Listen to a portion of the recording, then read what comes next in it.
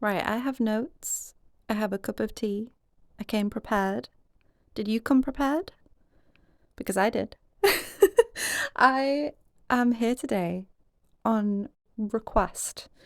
I was asked by Gabor over on Discord, who is in Lana's wonderful artist community. And Gabor is also now part of my D&D group that we started over on there. But when I did the sketchbook video where I did a spread of hands, which you just saw at the start of this video, I got a request from him to do a video with me drawing a hand, or multiple. In this case, I ended up just doing one, which would be completely real time.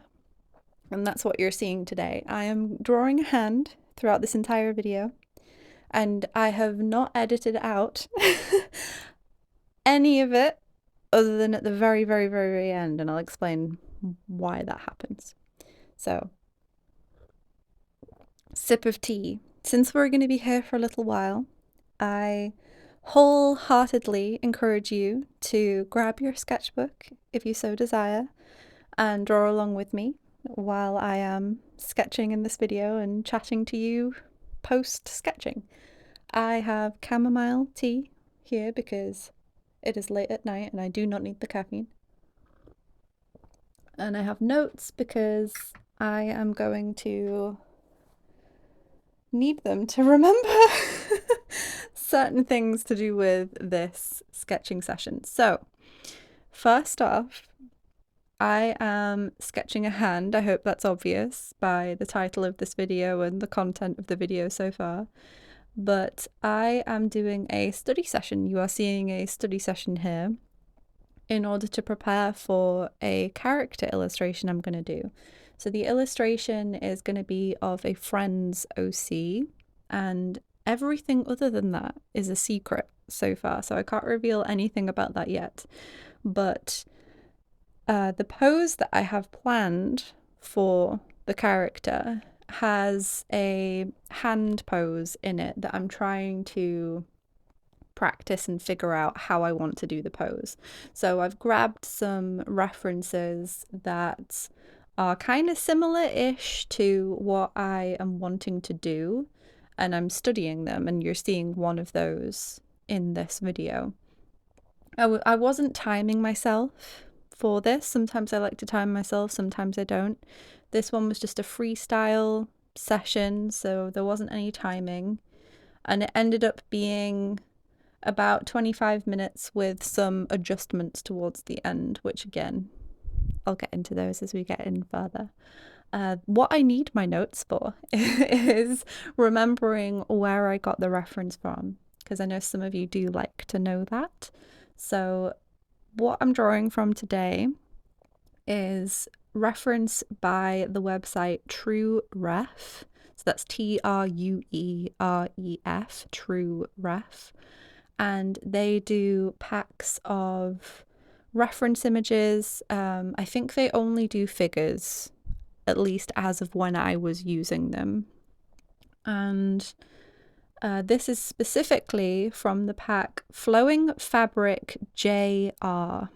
So they've got multiple flowing fabric packs, and this one in particular was from the JR pack.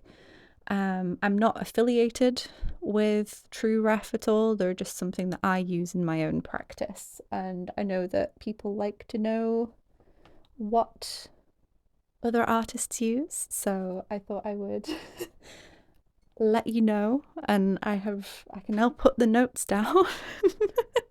Let's dive into the actual drawing process, shall we? So I am using a ballpoint pen for this rather than pencil like I used last time, and that is partially for your benefit and also partially because the page that I was deciding to do the sketch on already had some blue ballpoint pen sketches on it, so I thought may as well just keep the theme going. The reason why it's partially for your benefit is because when I do sketching in pencil, sometimes the very, very early stages that you're seeing right now are harder to pick up on camera, especially on really, really dark, wintry days or when it is late at night. The lighting is a little bit difficult to pick up, very, very light pencil. So I thought that it would be better for you all for this video where I'm specifically showing one sketching process in detail that you are able to see even the beginning of it. And as you're seeing, hopefully, in this beginning section, I am following a very similar process to what I talked about in the previous video where I was sketching a bunch of different hands. Oops, Sky has come to say hello, if you can hear purring. That is her, now in my lap. Apparently I'm living the dream right now. I've got a cup of tea, I've got a cat in my lap. What could be better? Where was I?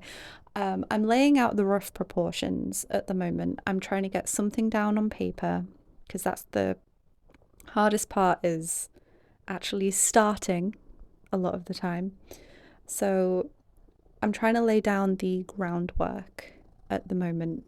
I want to think about things like angles, proportions, the relative size of things, the relative location of things in comparison to other things. So where the thumb is in relation to the pinky, or where the angle of one finger is in relation to the angle of another finger. That's what I'm trying to think about at the moment when I'm studying a hand pose. I'm also thinking at this point, I might not be necessarily putting it down on the paper, but I'm thinking in two different dimensions. I'm thinking in the 2D, I'm thinking in terms of shapes, and in the early stages, that's generally what I put down at this point. So you're seeing me put down shapes, you're seeing me put down 2D shapes, but in my head, I'm already thinking about form. I'm already thinking about 3D form. And you're seeing me starting to think about the 3D form on the paper now. I'm putting in some lines on the fingers to start actually showing them as cuboid in shape, to start seeing the planes of the fingers on the actual sketch. But I'm thinking of them that way in my head even before I'm actually putting it down on the paper. So it's a mixture of the two at this stage. I'm thinking shapes and form, 2D and 3D, but I start mainly by putting down 2D shapes first and then working them from there. I start refining from there. I think about where I can move things if things need to be moved, and then I can start thinking about overlaying 3D form on top of what I already have down on the paper. Do I put everything down perfectly in the right place immediately at this point? No, and that is not the intention. I'm trying to think at this point. I'm trying to lay the foundations. So there will be moments where I'll put something down, and then because I can now see it and I can see it in relation to other things, I can realize, no, this needs to be moved, or no, this needs to be at a slightly different angle, and things like that. So that's one reason why I work very, very lightly at this point. Ballpoint pen is still a great medium for me to do that with because I can work very light. It obviously doesn't get erased like pencil can, but I can still work lightly enough that when I then go in and do the final line work, a lot of this kind of just melts away into the background. We're at the point in the sketching process now where I'm starting to build on top of those foundations now. I'm starting to think a little bit more 3D, but also a little bit more in terms of detail. So I'm starting to think more about anatomy now. I'm starting to think about smaller details. So things like the joints on fingers and where fat buildup is on the like palm of the hands or whatever. I'm starting to think about building on top of the blueprint that I've put down for myself. So you're starting to see me refine a little bit more at this point. The lines are going to start getting darker at this point, but it's not going to be necessarily the darkest line work. It might be some of these areas I might feel very, very confident about, and I'm just going to go straight in with the final line work. But other areas, you're going to see me thinking a little bit more about those areas. So areas where I am really, really still deciding, still thinking, still processing what's going on, I'm going to be working a little bit lighter. I am also going to be working lighter in regards to things that I don't want to pop off the page as well. So when I'm thinking about working in ballpoint pen, I do realize that I can't just erase everything. I can fix some things, which we will see towards the end of this video, but for the vast majority of the time, what I put down is what I put down, and I'm going to have to live with it. So I am starting to think at this point as well about where I want heavier line weight to be, where I might want to have something show more definition by having heavier line weight, or where I might want to vary my line weight. So I am starting to think about that, as well as building up the hand, the anatomy of the hand, the 3D form. I'm starting to bring more and more things into my mind as I'm sketching at this point. Some of this will be conscious decisions that I'm making, and then other things are just going to be the natural flow that comes with experience and just drawing. Not everything that you do in drawing, and I'm sure that you'll have probably experienced this, when you are drawing, you aren't necessarily thinking about every single minute detail in full perfect like lists as you're going, like, yes, I've got to do this, and this, and right as I'm going around this corner, I've got to make sure that this goes into this, and while I'm also thinking about this. When I'm listing the things that I'm thinking about, some of it is going to be more conscious, more at the forefront of my mind at certain points, and then it's going to be less conscious and more just stuff that I'm doing because I'm used to doing it without necessarily thinking anymore in some cases. So where you see me not really like stare at the paper for a while and then tentatively do things, where you see me just go in and just be like you, and the line just goes down, those are probably things where I have less actual thinking time going on. The thinking is built up experience from previous drawings, if that kind of makes sense. I hope that makes sense. And so I'm not trying to say that, I'm thinking about 3,000 things at once when I'm doing these sketches. Usually I have one or two things in mind. So for this, I really, really wanted to understand what the fingers are doing in this pose. So that is where most of my active thinking time was when I was doing this study. That was what I was trying to study at the forefront of my mind, because that is what is most relevant to me when I'm going to be doing this character illustration. I'm not in this study trying to practice my line weight as the most important thing, right? But it is still something that occasionally might come in, just because it's something that I like to do in my art, is line art. So it's something that is going to come in just based on experience. It's also going to be something that might come in for a thought. It might be like, okay, this finger is in front of this thing, so do I want to put the line weight heavier on this or that? I might get those kinds of thoughts coming in, and then they'll go in the background again. Whereas most of my attention throughout this studying session is on my priority, which is studying the positions of the fingers, what they're doing, and what they look like, and how to present that in a drawing. Which is one reason why, when Gabor asked for real-time footage, I wanted to include full real-time footage, but also include all of the pauses, all of the moments of thinking. Whenever you see cuts in the video, I think there's only like 2 cuts or something in the actual process of this.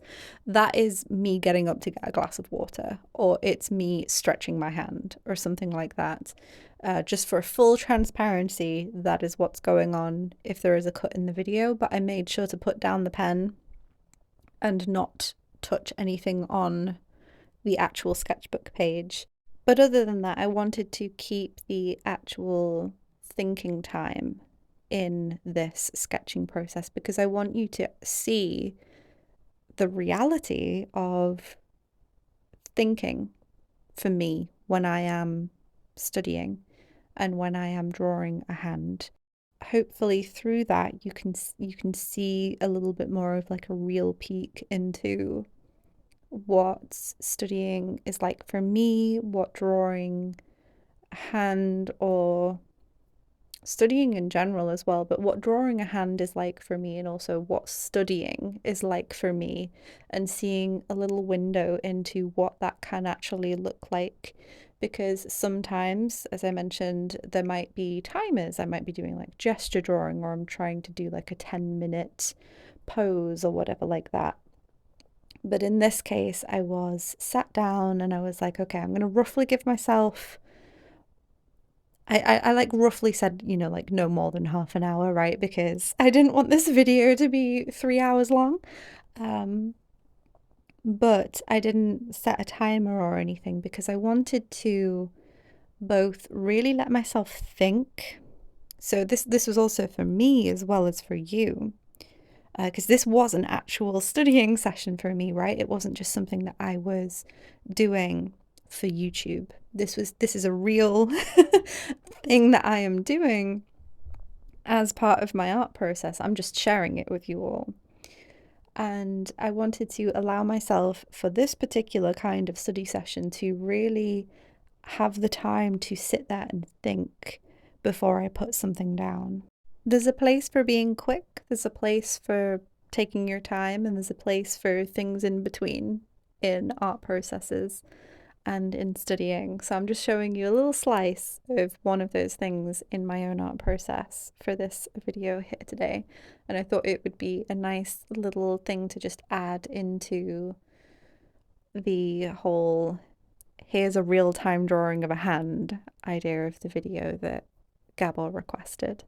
For those who might be curious, the portrait that you see on the same page as this hand was a cafe sketch that I did from life at a cafe. I was sipping a drink of some kind, I can't remember what it was now, because this sketch is filling in a gap on a sketch page that I didn't finish. So there you go, there's another full transparency thing there. The lamp on the other page that you would have seen towards the beginning of the video, that lamp was a drawing from life while waiting for a meal at a restaurant. The tomato is one of my dad's tomatoes that he grew this season, this summer. We just harvested, or I should say he just harvested the last round of them. They're pretty much all green. When I say that he harvested the last round of them, they're all green, the ones that are remaining. But the particular one that I sketched was a yellow and browny purple type of tomato. So I'm trying to remember which way around it is. I think it's yellow towards the stem and then goes brown towards the base or away from the stem, or it's vice versa. I can't remember from the top of my head which way around it goes right now. But he generally grows yellow tomatoes of various different kinds. And that was what I sketched because I love tomatoes. So there you go. There's a little insight into the sketchbook page.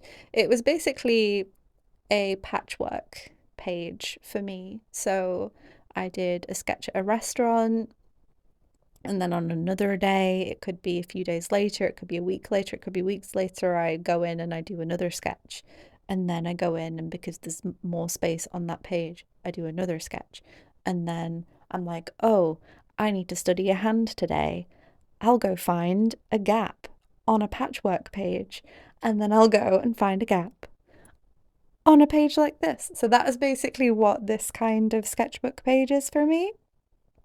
I'll already, and I did already have sketchbook pages filled after this spread, but I will have sketchbook pages where I'll go back and do things when I need to just study one thing, or I have time at a cafe or whatever, or I'm traveling and I want to do a little sketch of a building or something like that. I will fill in gaps on past pages. So this one, basically every single sketch on this spread is from a different day, sometimes weeks apart. But this is the smallest sketchbook I'm using at the moment, so it's the one that I generally throw in my bag or my pocket or whatever because it fits in my coat pocket. It's a little bit larger than an A6, but it's smaller than an A5. It's the moleskin kind that falls between A6 and A5. I can't remember the dimensions off the top of my head right now. I should have put those in the notes, shouldn't I? I came here with notes. I said I was prepared. Apparently, I was not prepared. I did not write down the notes of the dimensions of my sketchbook. Shame on me. um, I kid, obviously. But this is the sketchbook that I carry around with me. So it does end up getting a lot of these kind of just random random sketches, there we go, on pages with gaps that I then go back and refill in on other days. So yes, that is what's going on with this. Let's get back to the hand, shall we? Because right now I am tackling my nemesis. In my adventures with drawing hands, I have started to get a little bit more familiar with hands, right? So hands are generally the artist's nemesis, right? I think a lot of artists can probably agree with me on that one. Hands are usually our nemesis. I have discovered the next round of nemesis for me. It is the pinky. It's no longer the hand. I respect the hand. I study the hand. I learn the hand. But the pinky. The pinky is my nemesis. The pinky is repeatedly my nemesis. And I am I am studying the pinky. It's getting to that point now where I've noticed it's causing the most problems whenever I am sketching, whenever I am drawing, when I'm drawing from imagination, when I'm drawing from reference. If I ever have a problem with a hand this year specifically, it is with the pinky. So I am now declaring hands are not my artist nemesis. It is the pinky. And that is what we're going to see for the rest of this video, is me battling my artist nemesis, the pinky. So you can see here that I was not happy with where the arrangement of the final section of the pinky was. And so what I did was, on the piece of paper I was keeping off to the side to get rid of the little goopy ink that builds up on the tip of a ballpoint pen, or when I went off to get water or stretch my hand or whatever, I would restart the pen. On this sheet of paper, I started to sketch out the pinky again, because as I mentioned earlier, with ballpoint pen, you can't really overwork the sketch, because if you do, you risk it just becoming a mess.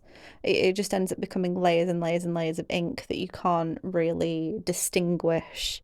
So I decided, right, okay, I'm going to use the little scrap piece of paper off to the side, draw out the shapes, the 3D shapes of the pinky and that overlap that I was struggling with, the overlap of the midsection on top of the tip, and try and get a better idea of that in my head, and then try and refine what I already had put down with that now fresh in my mind.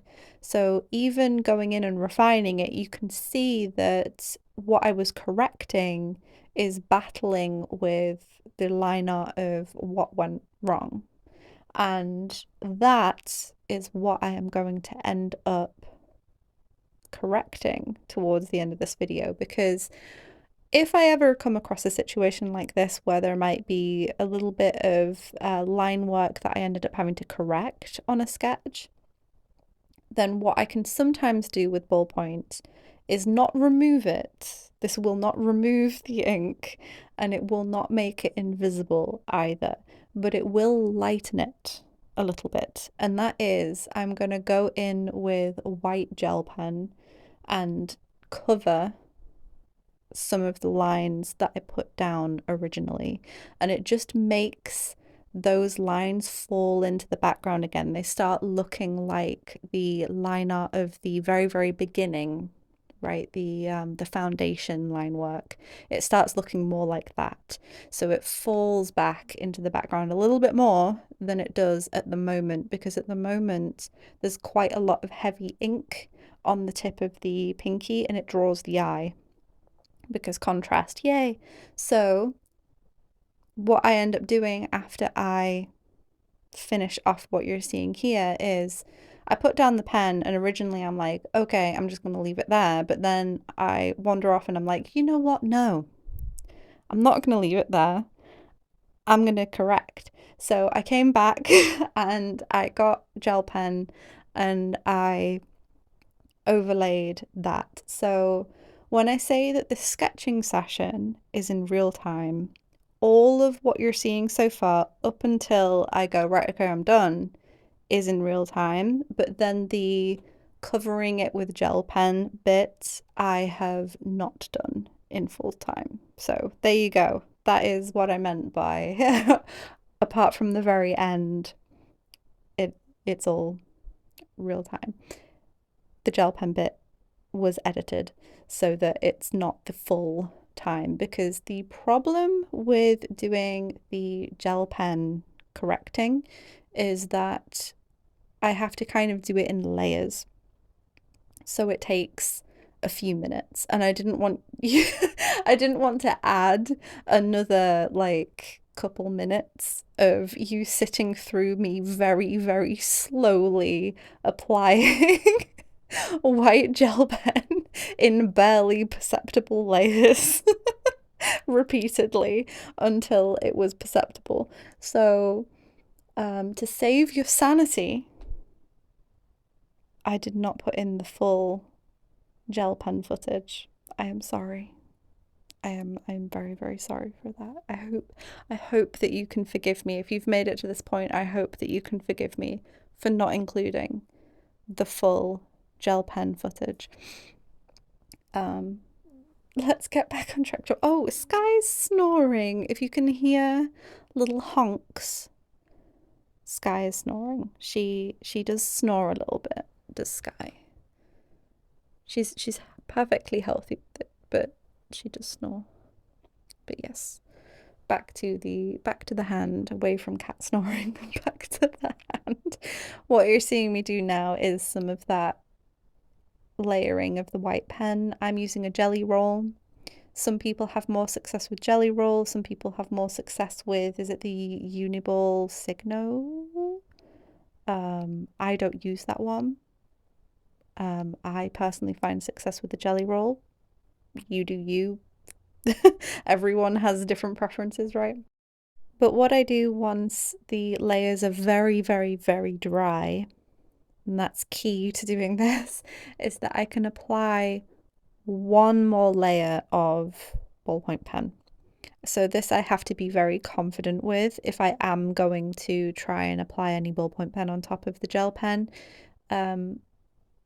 It ends up becoming a bit of a mess if I do ballpoint pen, white gel pen, ballpoint pen over the top, realize I've made another mistake, and then try and do white gel pen again. It just starts becoming too many layers. So I decided to add a nail in, and that was where I decided to actually end the sketch. So you got to see me do real time all the way up until the first I'm done, and now you get to see the actually I'm going to make some corrections, and now I'm done. I hope that this is helpful to you, Gabor. Thank you for watching, and I will see you next time. Bye.